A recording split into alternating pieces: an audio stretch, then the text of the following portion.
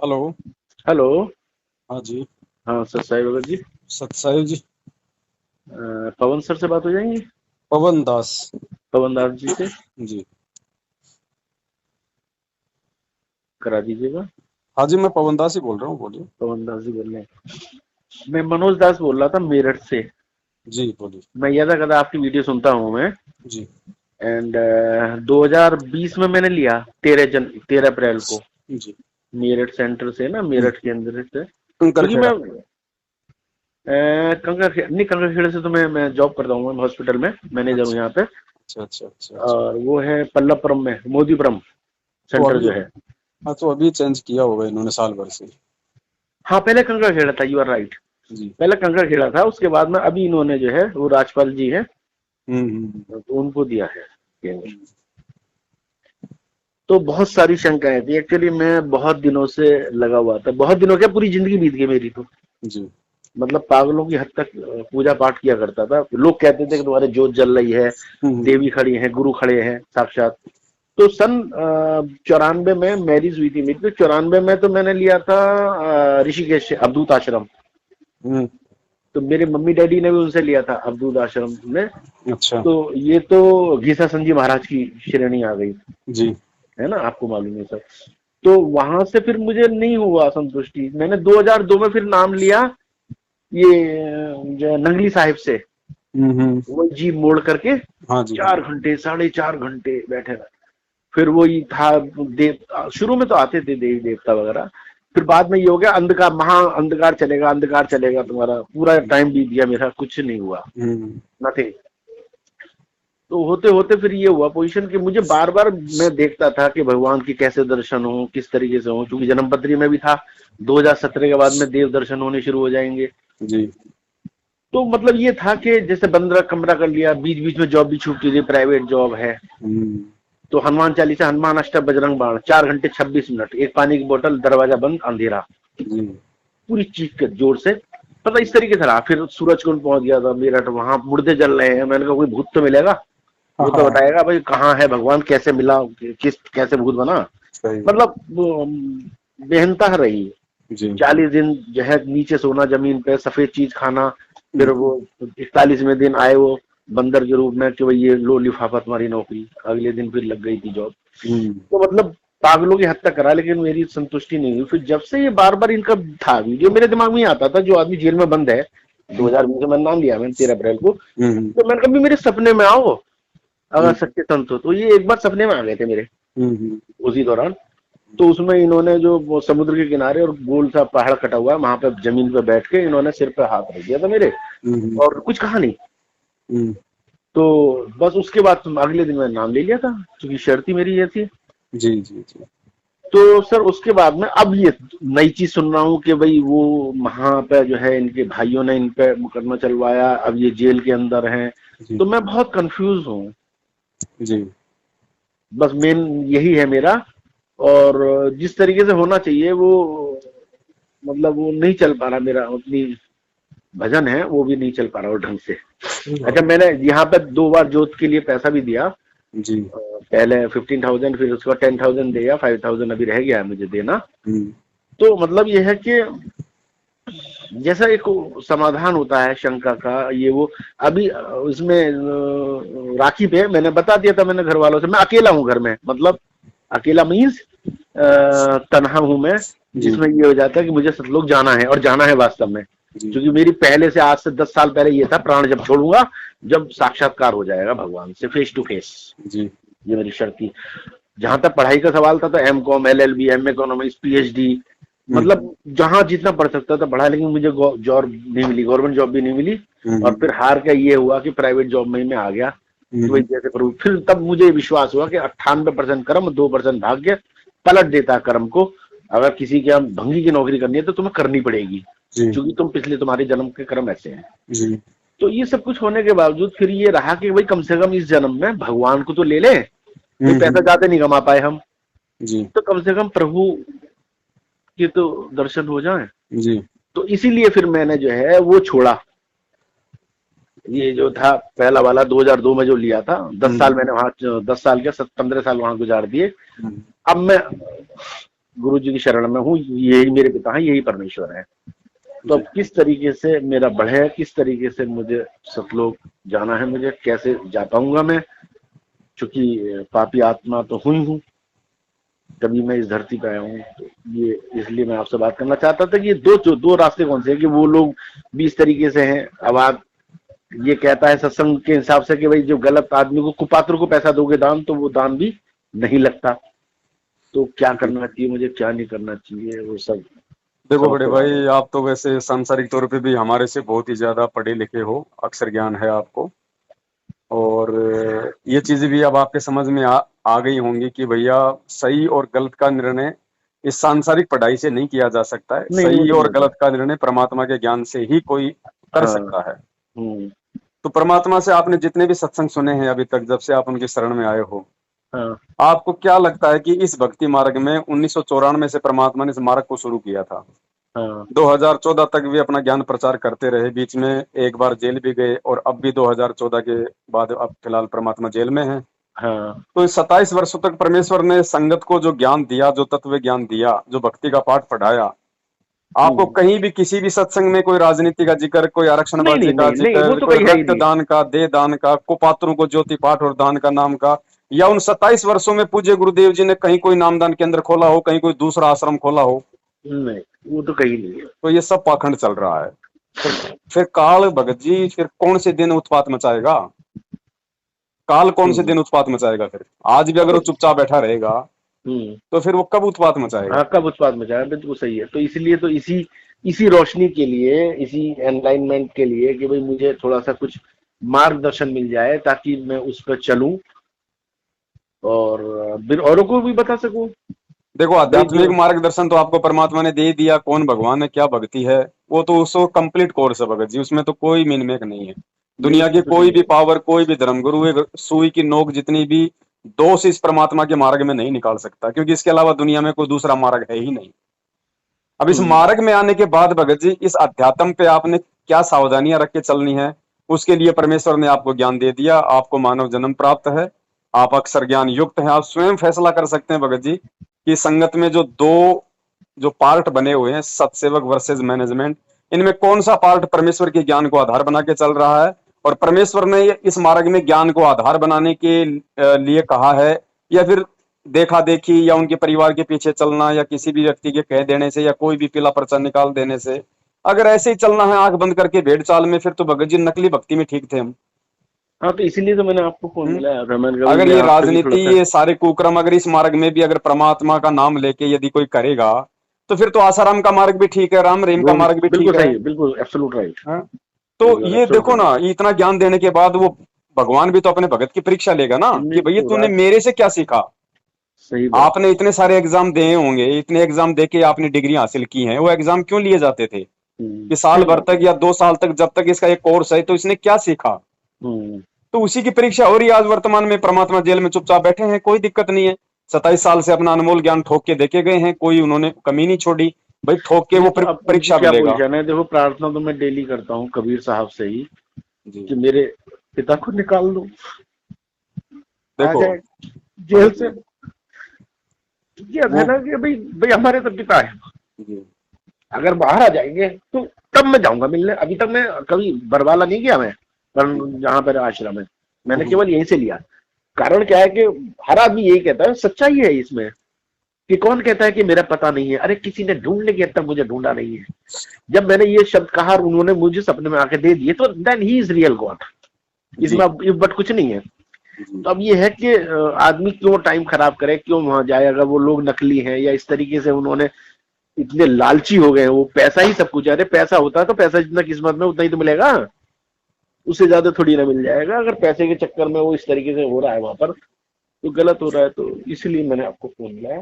देखो भगत जी, अभी आपने जैसे कहा कि मैं कबीर जी से मैं प्रार्थना करता हूँ कि मेरे गुरु हाँ, जी को मेरे बाहर पिता आने निकाल दें। चाहिए बाहर। अब देखो, दो बातें और ये हैं। सबका नाश होना चाहिए इनका, जो लोग इस तरीके से हाँ, हैं।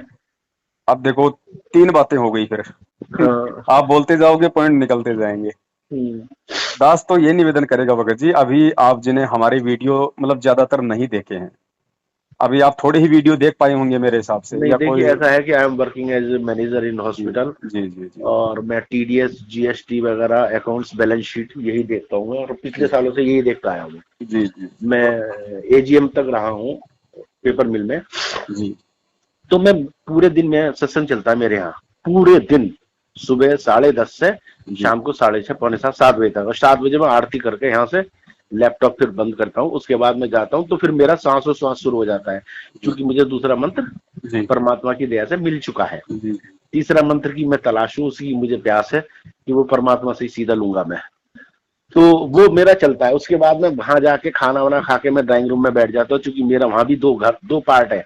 जी उनका पूजा घर जो हमने बनवाया, क्योंकि मेरा अपना घर का मकान है, जी पर भगवान से जो मांगा मैंने परमात्मा से कि भाई पार्क के कोने पे होना चाहिए, सुसाइड होना चाहिए, अच्छा बना हुआ है मेरा, करोड़ से ऊपर का मकान है, शिफ्ट डिजायर भी है, सब कुछ है मेरे पास में। 2 बच्चे हैं, एक तो बिटिया आरएम लेवल की है, वो कोटक ये टेक इसमें उसमें बैंक में जॉब है उसका, तो वो एचआर मैनेजर एचआर है। जी तो उसकी 22 जनवरी में शादी है। एक तो मैंने उसी की लगाई थी अर्जी कि भाई निर्विघ्न जो है बेटी का विवाह हो जाए, पैसा मेरे पे है नहीं। जी और दूसरा बेटे के लिए था, तो बेटा भी जो है टीसीएस में इंजीनियर हो गया है, तो वो भी जो है अभी सैलरी तो बहुत कम है। उसने भी ये कहा पापा मेरी सैलरी इतनी हो जाए तो मैं मानना शुरू कर दूंगा। बेटी भी कह रही 20 लाख से पैकेज पापा लग जाएगा मेरा तो मानना शुरू कर दूं। उसका 11.5 लाख का पैकेज लगा है। अरे बेटे इस शर्तों पे नहीं होते हैं। अब मैं कह रहा हूँ तो मतलब मैं अकेला हूँ वहां पे, वो अपने वही पूजा पाठ और ये व्रत वो सब चलते रहते हैं, रख दो बेटा, चलते रहते हैं, और मैं तन्हा हूँ। जो भी बात करता हूँ रात में जो है, पहले तो वही माला हो जाएगी जो छोटी माला ली है मैंने, जो प्रथम मंत्र की, और उसके बाद में सांसोश्वास चलता रहता है। रात को जितनी बार पेशाब करने होता हूँ तो कोशिश ये रहती है 5, 7, 10 मिनट 15 मिनट सांसोश्वास का फिर हो जाए।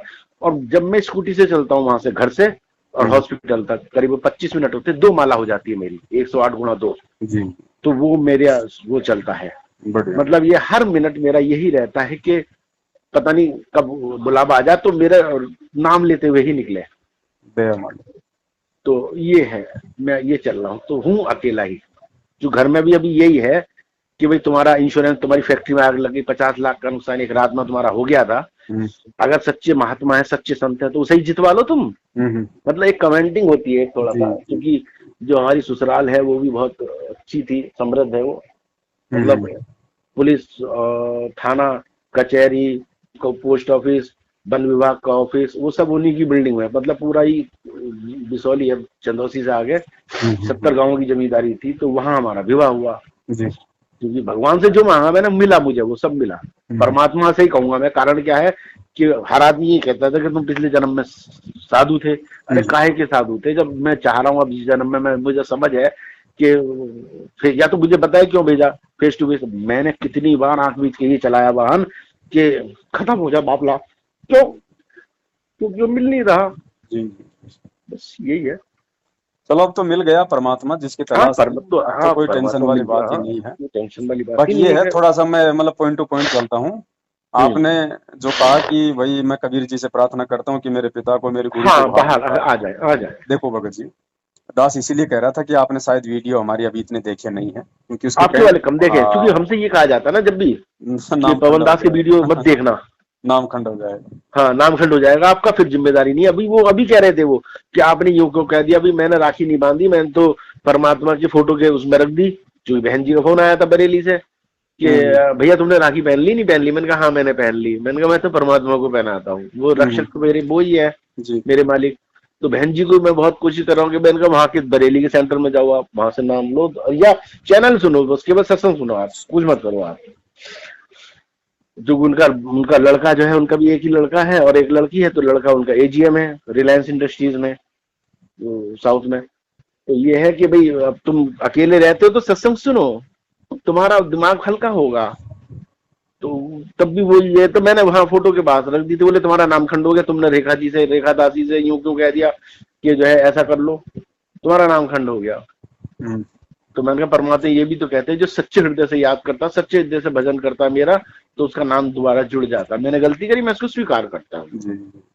तो इसका अब क्या है? बोले अब तो दिल्ली वहां बात करो आप, बरवाला। तो मैंने वहां बुलाया फोन, उन्होंने कहा नहीं आपका नाम खंड तो वहीं से सही हो जाएगा।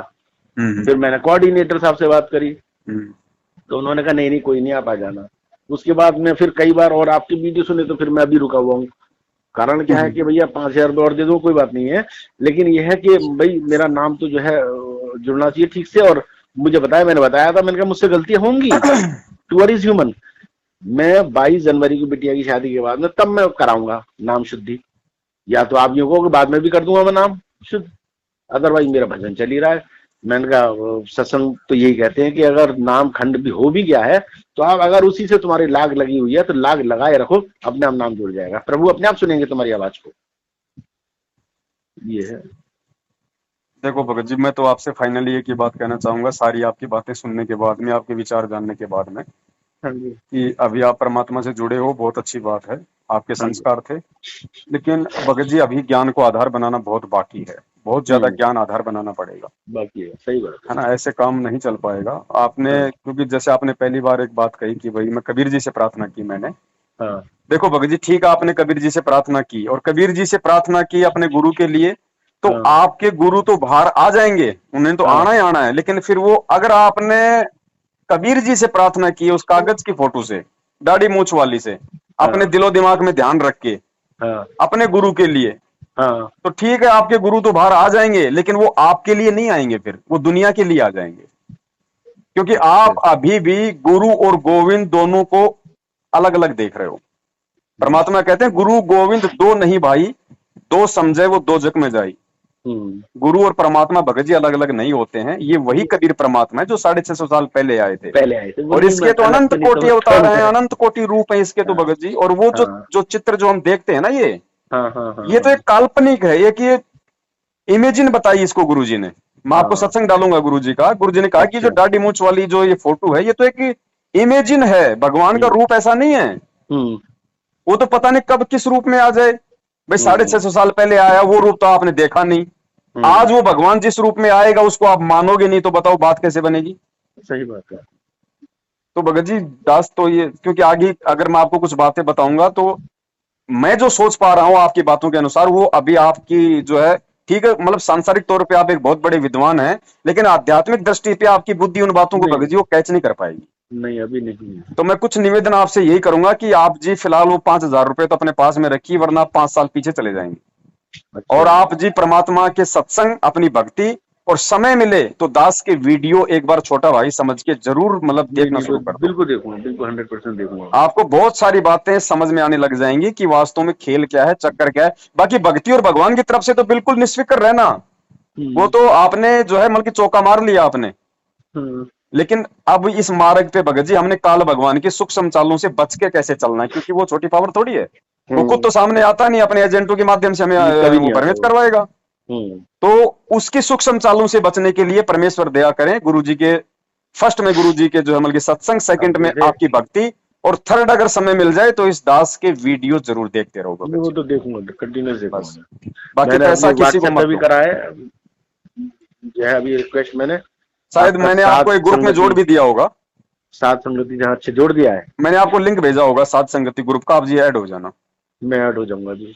तो बहुत सारी चीजें आपको समझ में आएंगी धीरे बड़ी धीरे, मुश्किल क्योंकि से करीबन 2.5 घंटे में तो आपका कॉन्टेक्ट नंबर मिला मुझे ये। हाँ, दास थोड़ा सेवा में लगा हुआ था। देखो भगत जी, बात क्या है ना, अब मान लीजिए आपने जो सांसारिक पढ़ाई की है, उस ज्ञान को अर्जित करने में आपको कितने वर्ष लग गए, तो ये तो हम्म, आध्यात्मिक ज्ञान है। परमात्मा ने इसको तो पीएचडी से भी लाखों गुना ज्यादा टेढ़ा बताया। तो हम्म, ये इतनी आसानी से हमारे कैसे समझ में आ जाएगा बिना साध संगति के। बिल्कुल तो सही साध कह रहे हैं। संगति के लिए आप जी को दास ने वो जो लिंक जो है व्हाट्सएप के ग्रुप का भेज दिया है। ठीक है वीडियो जी, आते रहेंगे, समय निकाल के आप जी जरूर देखो, बिल्कुल सावधानी देखूंगा। रहेगी तो आपकी मर्यादा बची रहेगी।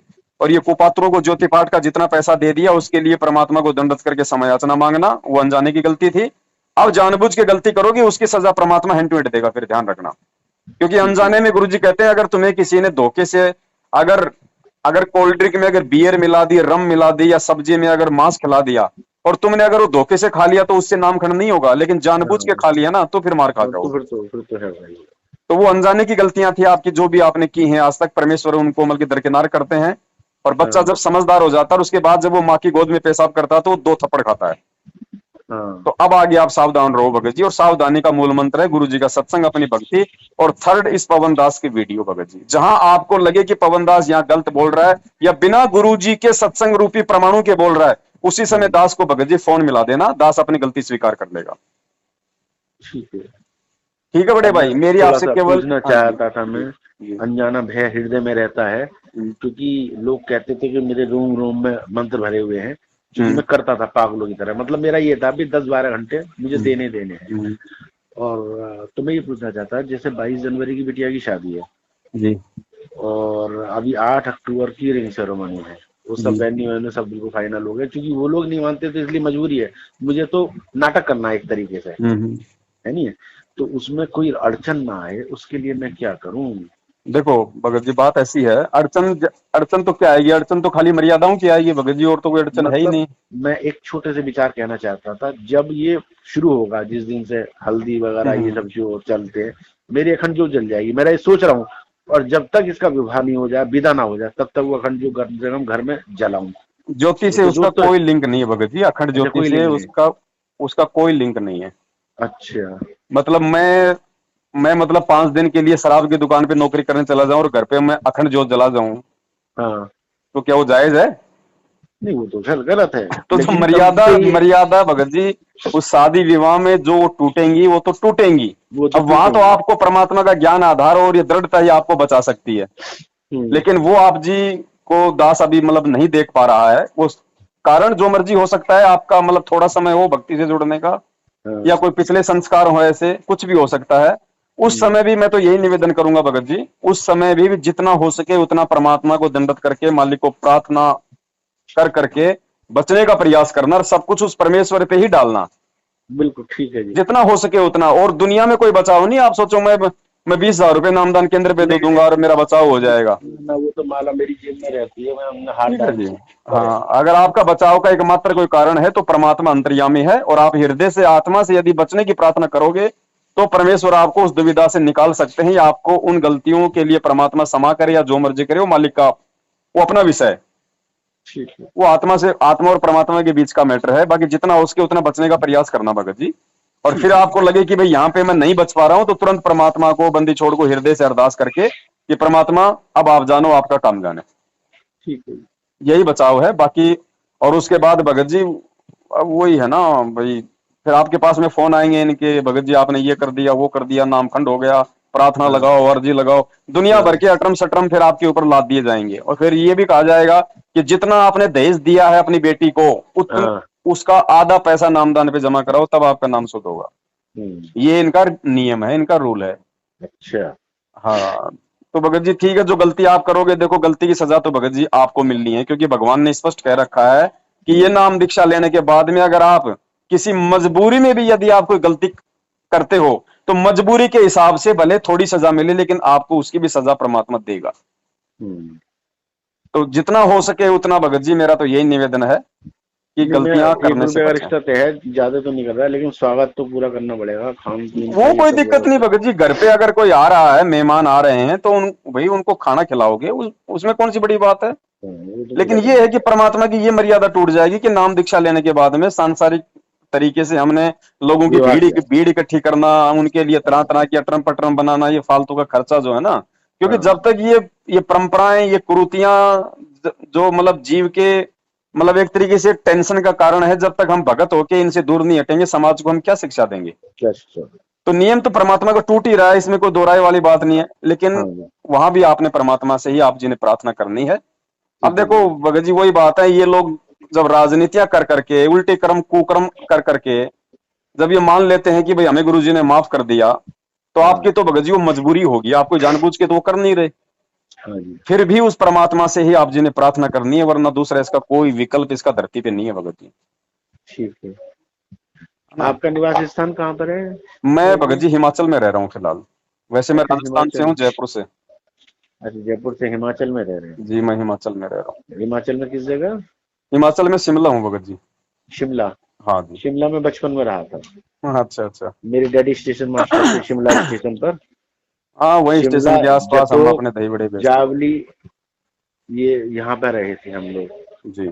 शिमला में। अच्छा अच्छा अच्छा मेरे डैडी स्टेशन सुपरिटेंडेंट से रिटायर हुए थे। अच्छा अच्छा अच्छा। बड़े भाई मेरे जो है एयर कमोडोर से रिटायर हुए हैं, दिल्ली रहते हैं वो। मेरे से छोटा वाला चार्टर्ड अकाउंटेंट है। जी सबसे छोटा वाला इफको में मैनेजर सिविल है। जी इफको प्लांट और इफको टाउनशिप सब उसके अंडर। 4 भाई हैं हम लोग। मैं जी मेरठ रहता हूँ सर। जी। मेरा ठीक है, मेरा बना रखा है शिव। चलो दया परमात्मा की। मैं भी 2 साल मेरठ रहा हूँ अभी 2020 में। 2020 से मैं आया हूँ मैं मेरठ से। अरे अच्छे अच्छे। विद्या कॉलेज के सामने ही मेरा काम था, दही बड़े का, बागपत रोड अच्छा पर। अच्छा, बागपत रोड तो विद्या कॉलेज के सामने, बिल्कुल सही हाँ, बात है। ये कोरोना के बाद में फिर मैं यहाँ पे आया हूँ। अच्छे अच्छे। और मैंने एक वीडियो भी निकाला था, शायद आपने देखा हो तो, कोरोना वैक्सीन पे एक छोटी सी बोतल हाथ में लेके। नहीं ना, मैंने देखा नहीं, देख लूंगा मैं। बहुत परमात्मा की दया से वो करोड़ों तक गया था। अच्छा। वो गुरुजी का चरणामृत। हाँ वो तो बहुत बढ़िया अमृत चीज है वो तो। उसके अलावा तो कोई हाँ वैक्सीन है ही नहीं कोई दुनिया में। हाँ हाँ, कोई वैक्सीन। तो चलो भगत जी दास की तो यही विनती है बड़े भाई, जितना हो मेरा सके तो जब उतना बचो। नाम लिया था, एक हफ्ते बाद मुझे कोरोना हो गया था। पूरा हम्म। परिवार चपेटे में आ गया था। मदर मेरी मेरे पास ही रहती थी, पहले उन्हें हुआ था कोरोना। अच्छा अच्छा। तो सितंबर से दिसंबर तक इलाज कराया था उन्हें। वैसे कोरोना से तो निकल के आ गई थी, उसकी कोरोना के 2 महीने बाद में एक्सपायर हुई है। तो हमें भी कोरोना हो गया था। तुम कह रही, तो वो कह रहे थे हमारे बच्चे और मिसिस कि तुमने अच्छा नाम लिया है। अब तक तो, आज तक तो कुछ हुआ नहीं, अब कोरोना आ गया। कोरोना हो गया और तुम्हें हुआ, हमें ना हुआ। मैंने कहा ऐसा हम्म। मत सोचो कि भाई किसी को भी हो सकता है, वो हो सकता है परीक्षा ले रहे हो। मैंने कहा जितना कोरोना बढ़ेगा मेरे अंदर, उतना ही मैं जाप करूंगा। तो मैंने लगातार जाप करे थे। ये जी करी कहा इतना मत चीखो, कुछ नहीं हो। मैंने कहा सब कुछ होगा इसी से। सही बात।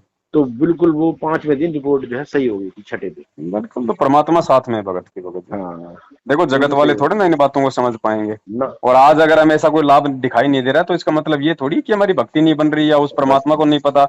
जब आगे सही चल के बात है। हमारे भाग्य में ऐसा कोई संकट आना होगा तो भगवान सामने खड़ा मिलेगा। अब मैंने कहा भाई देखो, मुझे इतना विश्वास है।